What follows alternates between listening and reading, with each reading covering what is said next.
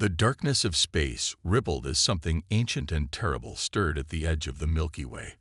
A massive swirl of purple and black energy appeared where nothing had been before, consuming the light of nearby stars.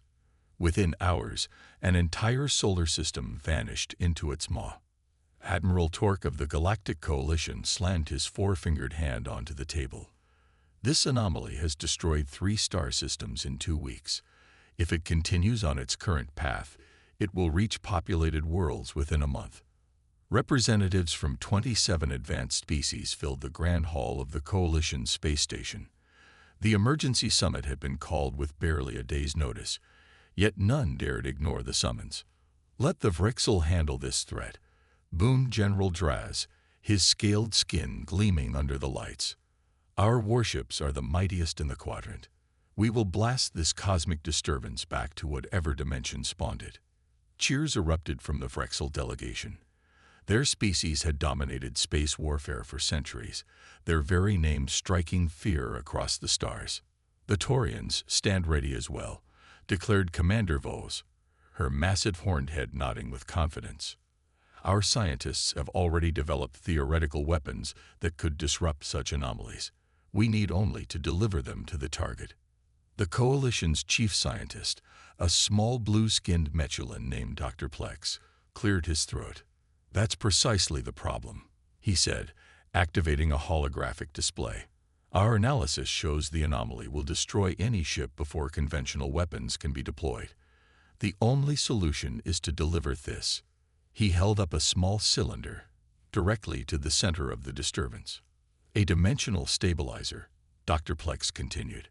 "It must be activated manually at the core of the anomaly. Our calculations show a 98.7% probability that the delivering vessel and crew will not survive." Silence fell across the chamber.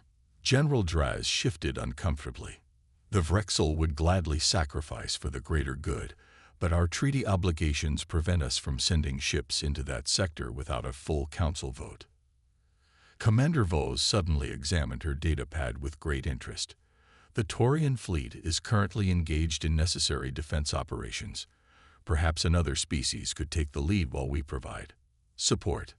One by one, the mighty warrior races of the Coalition found reasons why they could not undertake the mission. The Krell had religious restrictions. The Xorga were in the middle of their molting season.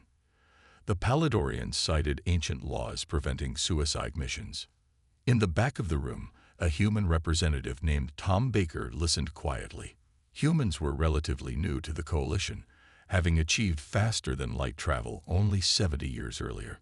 Most advanced species viewed them as primitive, overcautious, and soft. "The cowardly apes," some called them, mocking humanity's tendency to install excessive safety features and backup systems on their ships. Tom stood up. He was nothing special to look at, middle-aged, with graying hair, and the stocky build common to those who grew up on Earth. "Earth will send a ship," he said simply. The room fell silent again, then erupted in disbelieving murmurs. "Humans," General Draz laughed. "You can barely defend your own colonies. This requires courage beyond your species' capability." Tom didn't flinch.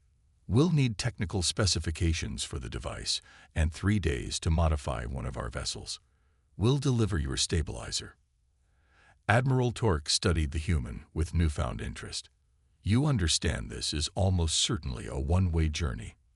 "We understand the risks," Tom replied.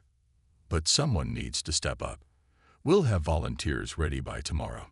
As he left the chamber, Tom heard the whispers behind him. Some mocked this foolish human bravado. Others wondered what trick the humans were planning. None understood that sometimes true courage wasn't about fearlessness. It was about facing the darkness despite your fear. And humans had been doing that since they first looked up at the stars. Captain James Reed stood before the assembled volunteers in the hangar of Earth's orbital station. At 46, his face bore the weathered lines of 20 years in space. Nothing about him suggested a legendary hero. He was of average height with thinning brown hair and reading glasses perched on his nose. "I won't lie to you," he said, his voice steady and clear in the cavernous room. "The Coalition believes this is a suicide mission. They're probably right. 50 humans had volunteered. Reed needed only 3. If you have children under 18, please step back now. 12 men and women moved away from the line. Anyone with irreplaceable scientific expertise, step back. 8 more retreated. A Vrexel observer watched from the corner, mandibles clicking in confusion. In their warrior culture, the strongest would compete for the honor of such a glorious death. These humans were eliminating their best candidates. Reed continued his methodical process until only 7 remained. From these, he selected 3. Dr. Lisa Moore, a quiet astrophysicist with kind eyes and steady hands. Marcus Wells, a burly engineer who could fix anything with duct tape and determination. And Alex Cooper, a pilot with uncanny reflexes and a nervous habit of cracking jokes at the worst times.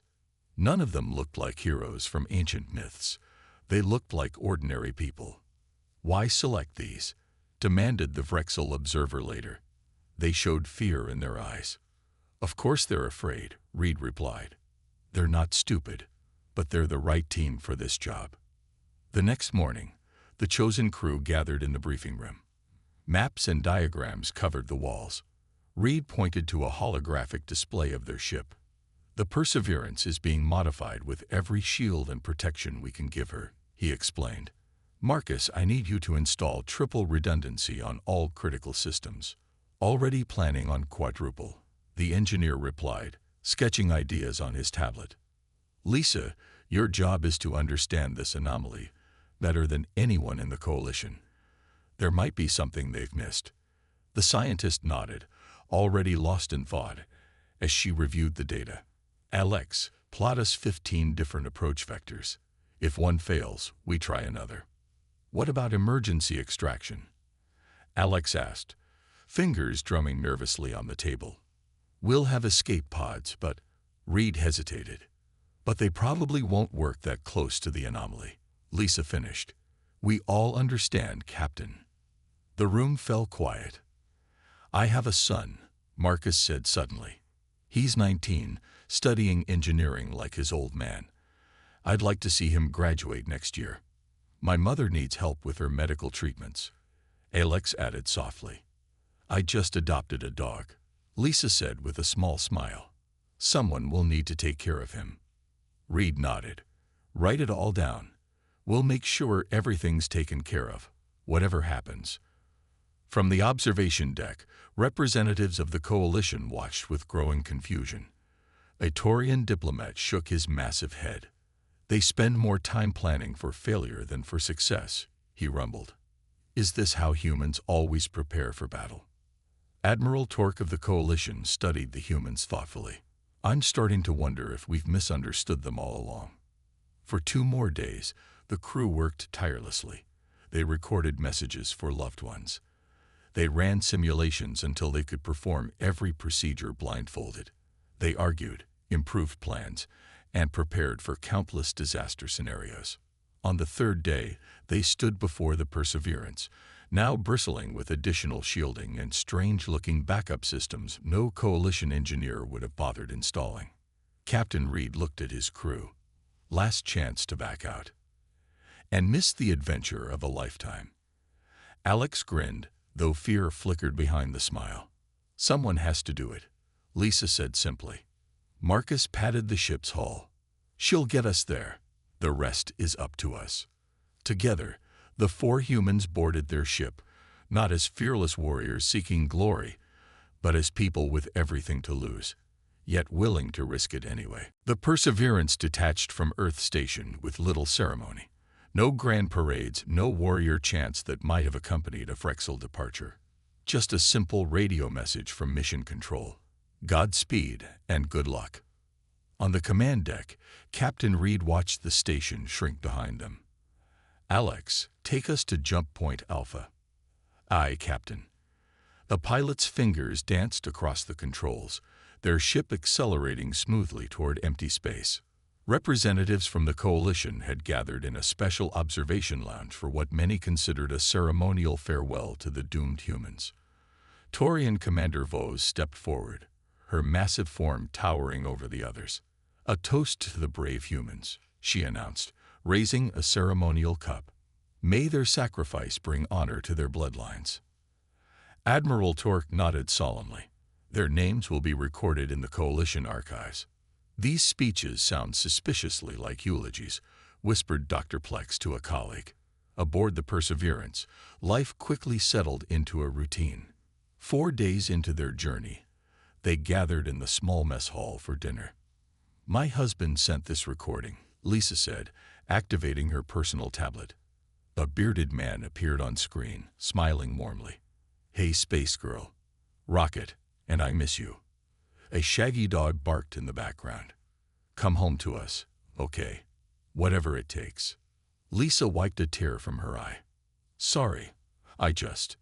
"Don't apologize," Reed said. "We all have people waiting."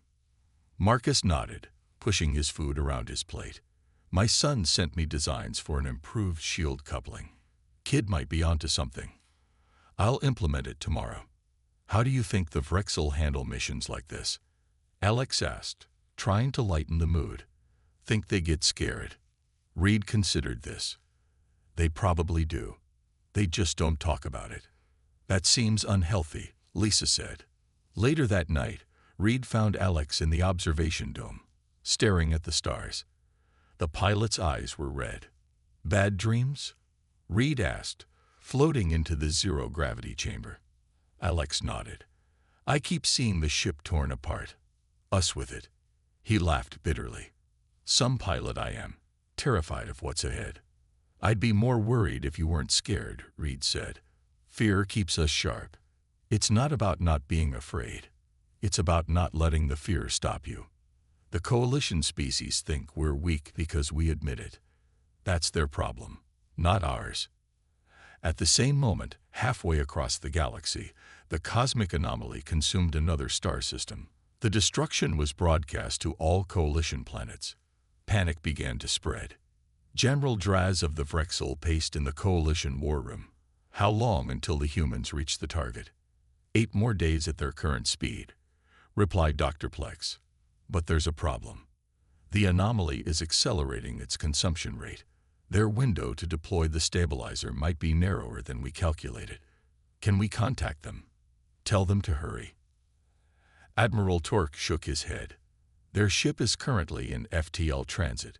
We'll notify them when they drop to normal space for their next course correction." When the message reached the Perseverance, the crew immediately gathered for an emergency meeting. "We need to push the engines harder," Reed said, studying the updated projections. "It'll reduce our safety margins." Marcus frowned. "The primary coolant system might not handle it." "What about the backup coolant system you installed?" Lisa asked.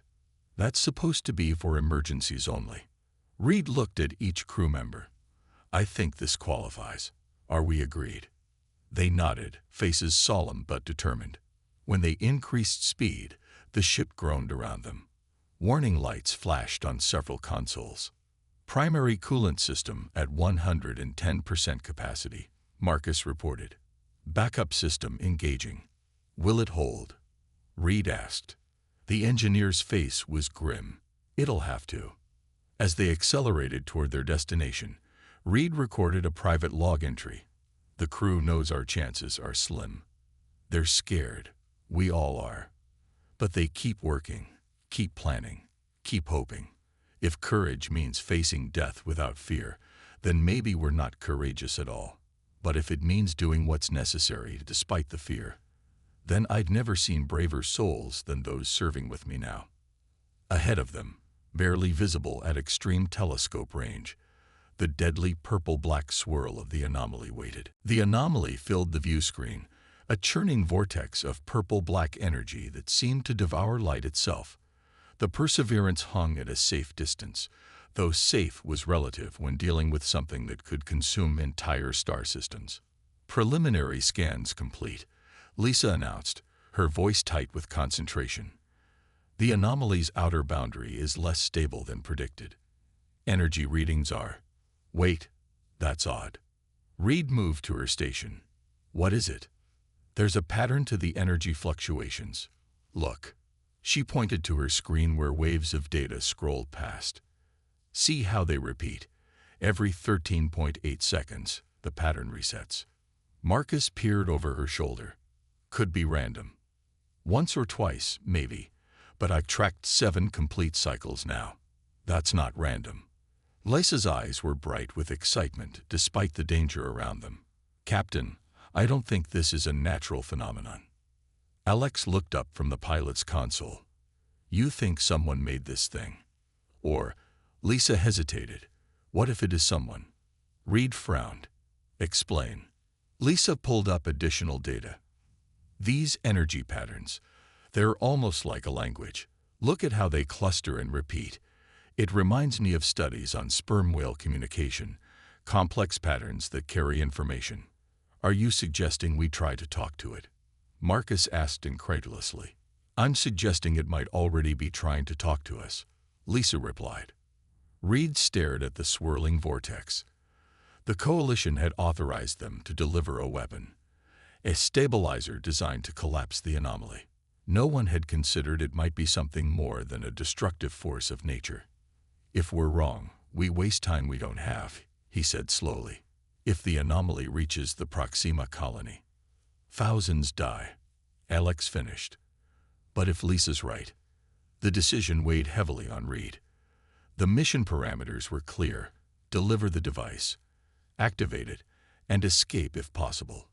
Attempting communication wasn't part of the plan. The Coalition would see it as hesitation, further proof of human cowardice.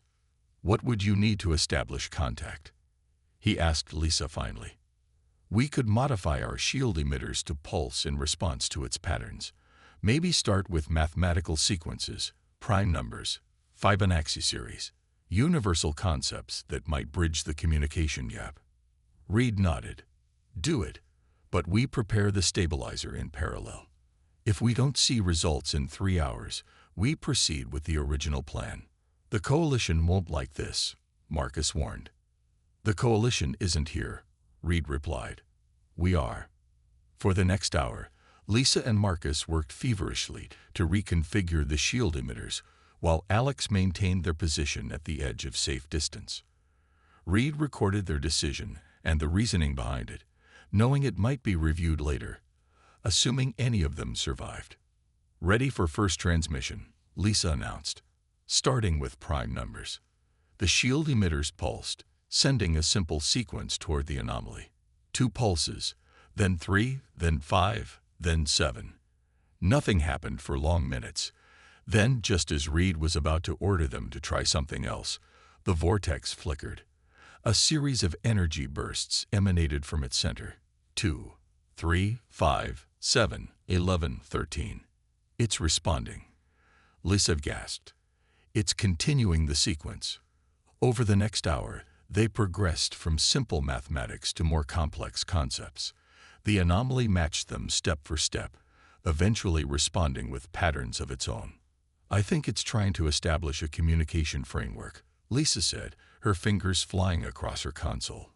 It's incredibly intelligent. Reed opened a secure channel to Coalition headquarters. This is Captain Reed of the Perseverance. We've made a significant discovery. The anomaly appears to be sentient and is attempting communication. Request permission to delay deployment of the stabilizer while we... Permission denied, came the immediate response from General Draz. Your mission is to eliminate the threat, not study it. These patterns are likely just random energy fluctuations. Deploy the stabilizer immediately. Reed muted the channel and looked at his crew. Opinions? The patterns are definitely not random, Lisa said firmly. We're communicating with something. If we deploy the stabilizer now, Marcus added, we might be destroying a sentient being. Alex nodded. I say we keep talking. Reed unmuted the channel. With respect, General, we need more time to investigate. There's a real possibility we're dealing with an intelligent entity. Your human caution is putting billions at risk, Draz snarled. Deploy the device. Now. Reed's jaw tightened as he made his decision. Sorry, General. Signal breaking up. We'll report again when able. He cut the connection. Captain. Alex looked at him questioningly. Continue communication efforts, Reed ordered. Let's find out what we're really dealing with here. They've cut communications, Marcus reported, his face grim. Coalition's not happy with us. Reed nodded, unsurprised. How's our progress with the entity? Lisa had dark circles under her eyes after working through what should have been her sleep cycle.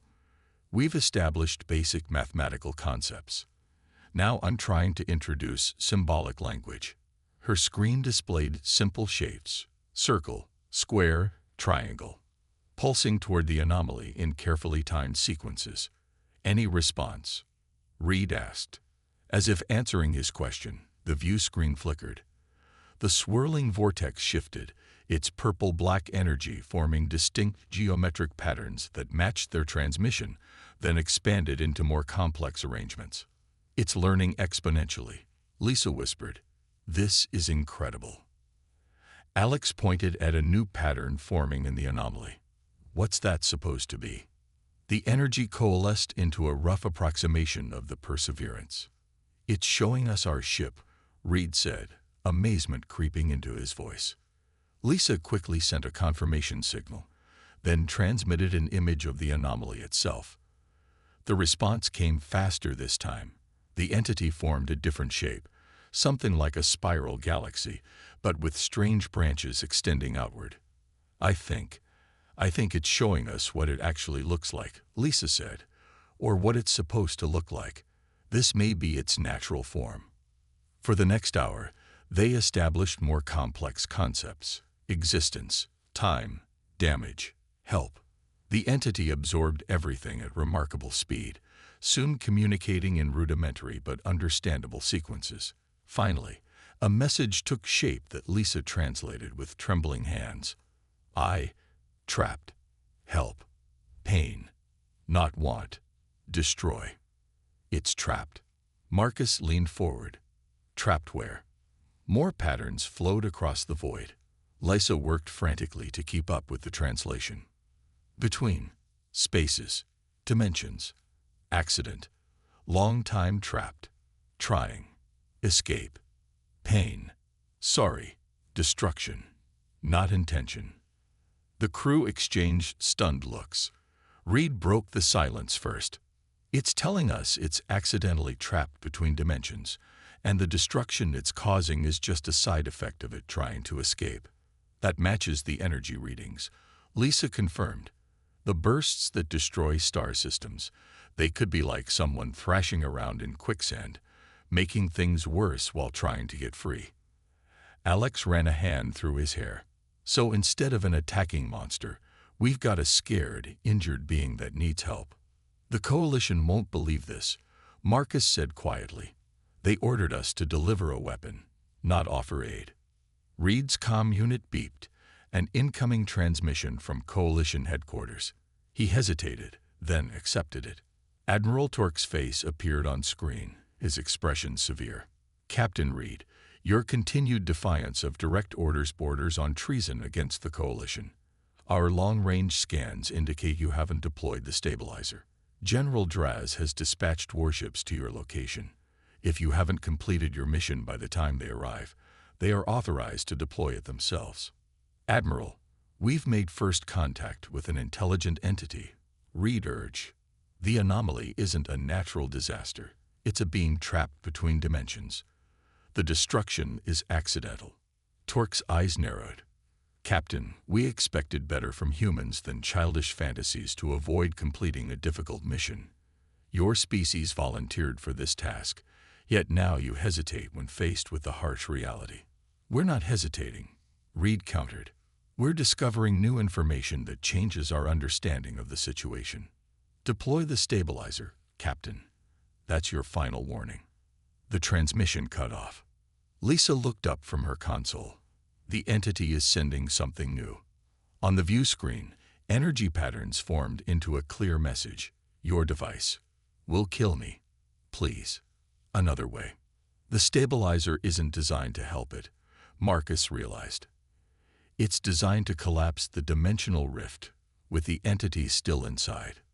Reed stared at the swirling vortex that they now knew contained a conscious, suffering being. He thought of the coalition ships racing toward them, ready to complete the mission if the cowardly humans wouldn't. "How long until Draz's ships arrive?" he asked. 15 hours, maybe less," Alex replied. Reed nodded slowly. "Then we have 15 hours to find another solution." He turned to his crew. "The Coalition wants us to destroy this entity. Instead, we're going to save it." For the first time since the mission began, Reed smiled. "Let's show the galaxy what human cowardice really looks like. If we can't use the stabilizer as designed, we need to repurpose it," Reed said, spreading the device's schematics across the command console. "Marcus, what are our options?" The engineer studied the intricate diagrams. The stabilizer was built to collapse dimensional rifts by neutralizing exotic particles. But if we reverse the polarity of the main emitter, he paused, running calculations in his head, we might be able to create a controlled pathway instead of a collapse. A bridge between dimensions, Lisa breathed, so the entity could safely return to its proper realm. Alex frowned. One problem. The device still needs to be delivered to the center of the anomaly, and our ship won't survive that. "What about the shuttle?" Reed asked. Marcus shook his head. "Even the shuttle can't withstand those energy levels for more than a few seconds." The ship hummed quietly around them as they confronted the impossible challenge. Reed stared at the swirling anomaly on the view screen. So close to helping, yet still so far. "What if," Lisa began slowly, "what if we don't need to reach the center? The entity is trapped, but it's still able to move somewhat within the anomaly. If we could get the device just inside the outer boundary and activate it there, the entity might be able to reach it," Reed finished. "But that still means going inside the boundary." Marcus rubbed his chin thoughtfully. "I could rig protective suits with the same shielding technology we use on the hull. They wouldn't last long, but maybe long enough for a quick insertion." "How quick?" Reed asked. 2 minutes, maybe 3. Reed nodded. "I'll do it." "Captain," Alex started to protest. "My decision," Reed said firmly. Lisa's console beeped. The entity is sending another message. New patterns formed in the purple-black vortex. "Why help? Your kind risk death. Others refused." Reed dictated a response that Lisa transmitted. "Helping others in danger is what humans do, even when we're afraid." For several moments, the anomaly was still. Then, "Understand fear. I fear death. Fear pain. You fear same. Still come. Why?" Reed smiled. "Courage isn't about not feeling fear. It's about what you do despite the fear." While Lisa continued communicating with the entity, Marcus and Reed worked frantically to modify both the stabilizer and the protective suits. Time was ticking away. 11 hours remained before the Coalition warships would arrive. "The modifications to the stabilizer are complete," Marcus announced finally. "Instead of collapsing the dimensional rift, it should stabilize and widen it enough for the entity to pass through safely." "And the suits?" Marcus hesitated. "They'll protect against the worst of the energy surges, but the radiation exposure will still be significant." Reed understood what wasn't being said. "Fatal." "Not immediately," Marcus replied quietly. "But eventually, yes." Reed nodded. "The entity said the outer boundary is less destructive than the center." "I'll take that chance." "We'll take that chance," Lisa corrected, joining them. "I studied the entity's communication patterns more than anyone. I need to be there to guide the final positioning." "I'm going too," Marcus added.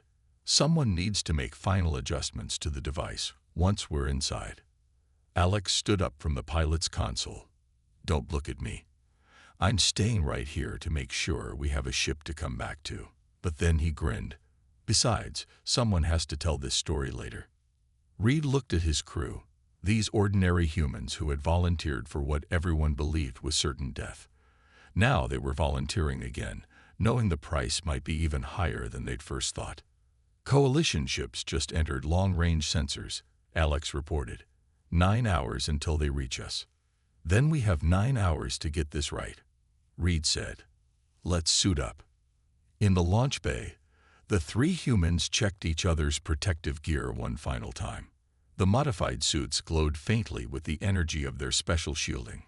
The stabilizer is secure, Marcus confirmed, checking the device strapped to Reed's back. Lisa established one last communication with the entity. We are coming to help. Be ready to move toward outer boundary when signal begins. The entity's response was simple. Gratitude, caution, hope. Reed looked at his team. Remember, we placed the device. Activate it and get out. No heroics. Marcus chuckled. Says the man about to fly into a dimension-eating anomaly. That's not heroism, Reed replied with a slight smile. That's just good planning with acceptable risks. Together, they stepped toward the airlock, ready to show the galaxy what human courage truly meant. The shuttle detached from the Perseverance, its small frame dwarfed by the massive swirling anomaly ahead. Inside, Captain Reed, Dr. Lisa Moore, and Engineer Marcus Wells sat in tense silence, each focused on their assigned tasks. Approaching the outer boundary, Reed announced, his voice steady despite the fear tightening his chest. Final systems check. Stabilizer modifications holding, Marcus reported. Power at optimal levels. Communication link with the entity is stable, Lisa added. It's waiting for our signal. Reed eased the shuttle forward.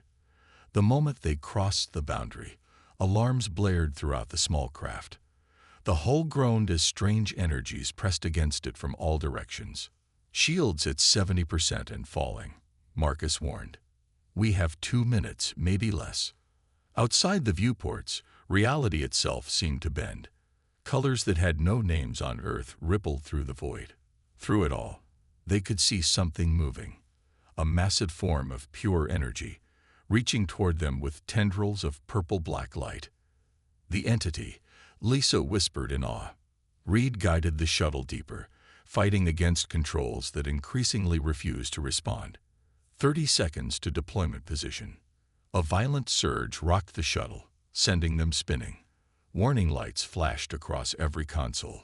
Starboard shield failing, Marcus shouted, frantically rerouting power. The backup systems are holding, Reed replied, wrestling the shuttle back under control. This is why we installed them. Lisa, status on the entity. It's moving toward us, but carefully. It doesn't want to harm us. Another surge hit them, stronger than the first. Marcus was thrown from his seat, crashing against the bulkhead. Marcus. Lisa rushed to him while Reed fought to keep the shuttle stable.